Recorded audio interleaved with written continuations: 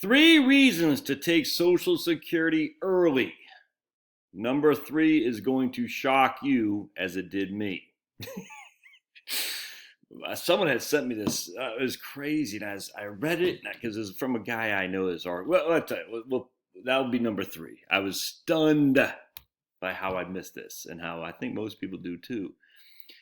All right, so number 1, I've worked with 2 ladies in California, actually. The last was Saturday and yesterday, Monday. 2 single women, California. The first one, I can't remember how good of shape she was in, but she's taking care of her mom. The second one is in real good shape, and she's taking care of her mom. All right. Point being is they have, they're younger and they're single. When I say younger, one was turning 60 this year. Next year, the other is turning 52 this year, next year, something like that. They're not getting married. All right. They're downsizing. And just take Social Security early. If you're single and you're not getting married, you might as well just take it early, man. I don't, there's no real, you can make an argument there's a benefit to take it later, and I do that. But if you're single, just the benefit of the earlier cash flows easily outweigh the bigger cash flows in the future if you're single, in my opinion. I would not going to default to 62 if you're single, but I was certainly not taking at 70 most likely, unless there's extenuating circumstances. But if you're young, if you're single, just take it early, because this is your time to party.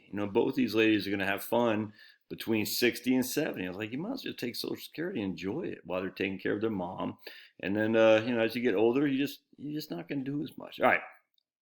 Number 2 is your life I got to finish. Is that Pablo? No, finish. Hold on. Number 2 is your life expectancy isn't as long as what you think. It's just not. So if you're 60 years old, the likelihood of you living until you're 85 isn't very high. That doesn't mean it won't happen. It just means a good amount of people, I can't say the vast majority, but certainly a sizable percentage of the population with 60 today won't live until they're 80, 90, never mind, 85, never mind 90. It's just not going to happen. So the break-even point of Social Security, if you take it 62 versus 70, is roughly 78 to 80 years old. All right. So by that point, you're making more money when you're in your 80s. I grant you, and I will say that till I'm blue in the face, that if you think you're going to survive till 90, it's probably a pretty good reason to take it later. But then again, you're deferring taking the money now, so you have a whole lot more in the future. I don't know. I don't find that to be a huge benefit at all. Now, look, I'm taking at 70, and I said before, the reason I'm taking at 70 because I'm a man. I'm 4 years older than my wife. All right, and as such, I want to leave her as much as a survivor benefit as I can, because I will die later. I will die before she does. I made the bulk of the money in our household, so my Social Security benefit is significantly higher, which means she'll die. When I die, she'll just step right into my own benefit. She'll lose her own, but step into mine. So I want to leave her the biggest possible benefit I can, if that makes sense. Now, she'll take hers at 62 for sure. So 62.70, that only makes sense. So for me, I'm taking at 70 solely to leave her the biggest benefit I can. And she'll take hers at 62 because the 62.70 Social Security strategy works more often than it does not. All right. The number 3rd reason shocked me here. I don't know if I missed this. Let's just read this guy. This is my man, Daniel, I forgot his last name off the top of my head. Ammerman. And I've been following Daniel for a while. I don't read him that much. I got so much to read. It's crazy.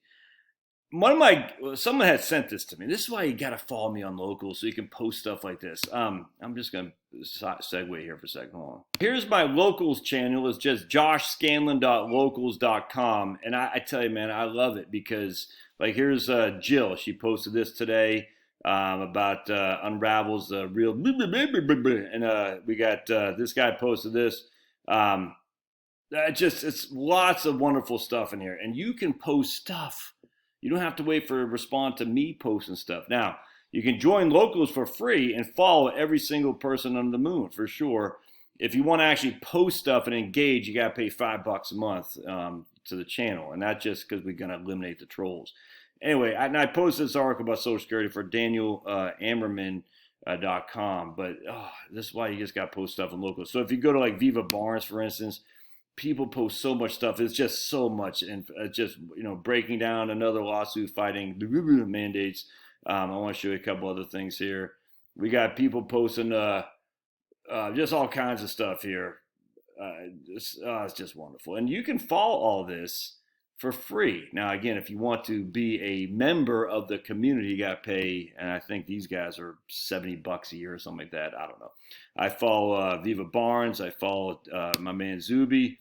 I follow Andy No. Actually, Andy No is fantastic because he was reporting on Antifa getting their butts stomped in Portland the other day. It's fun to watch. I follow my man Michael Yon.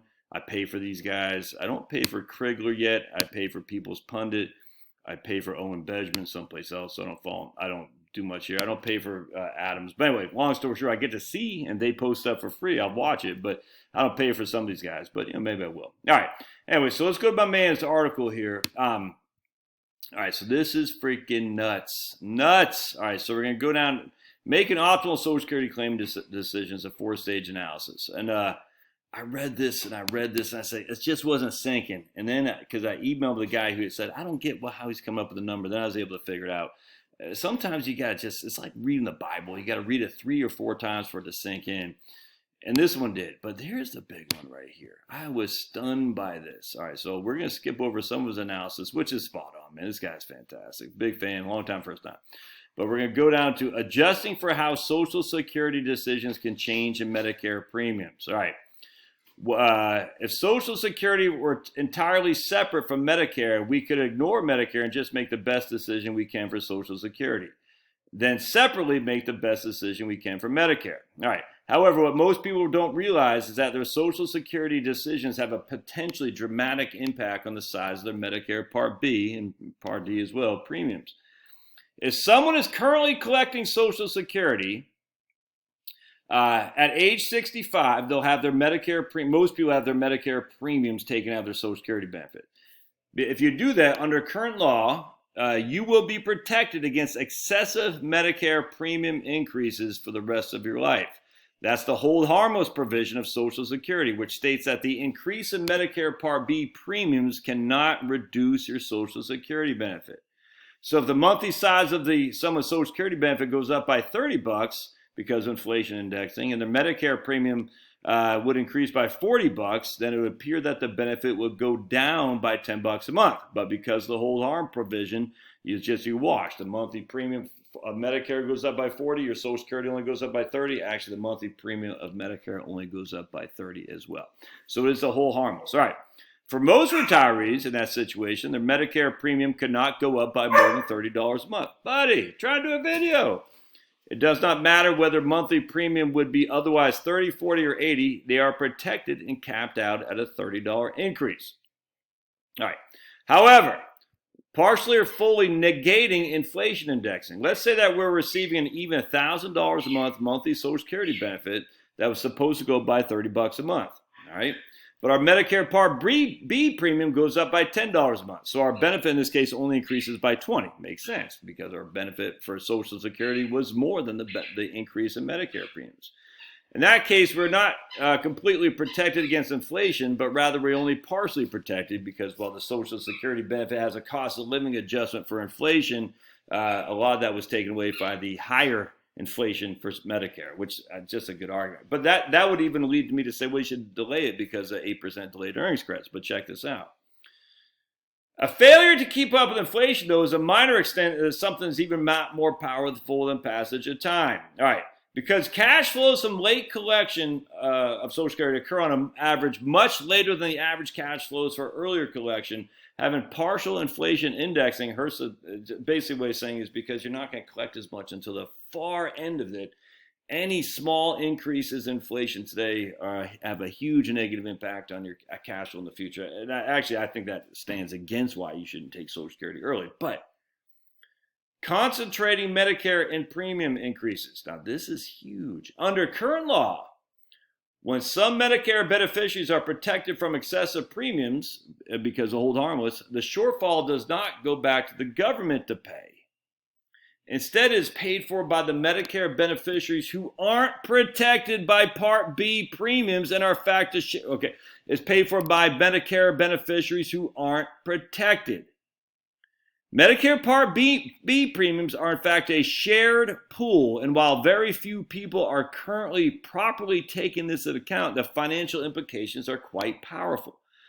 For those people aged 65 through 69 who are paying Medicare premiums but have intentionally deferred collecting Social Security, they have no hold harmless protection.